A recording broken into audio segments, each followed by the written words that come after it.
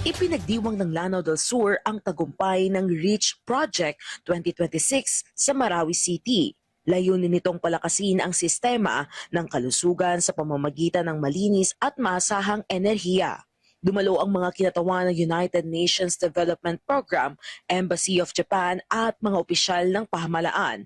Pinangunahan ni Governor Mamintal Bombit Adyong Jr. na iginiit ng solar power systems ang hakbang para sa mas matibay na probinsya laban sa climate change.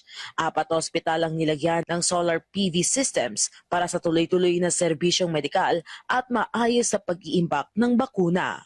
We extend our sincere appreciation to the government of Japan and the United Nations Development Program for their continued support to our projects. This partnership brought sustainable energy solutions closer to our communities. But for now, I urge you, these stories that I have right now is more than 1.5 billion worth of happiness and good thoughts. Nilagdaan din ang executive order para sa Provincial Renewable Energy Program at pagtatatag ng Management Council. Kasunod ang paggawa ng parangal kay Governor Adyong bilang champion ng energy security sa Bangsamoro.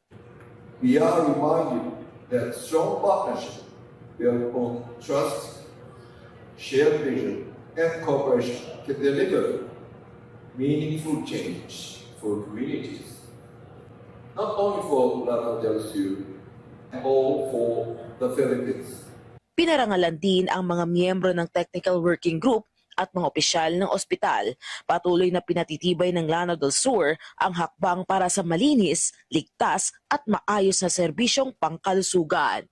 Mula dito sa PTV Cotabato Regional Center, Tricia Aragon para sa Pambansang TV sa Bagong Pilipinas.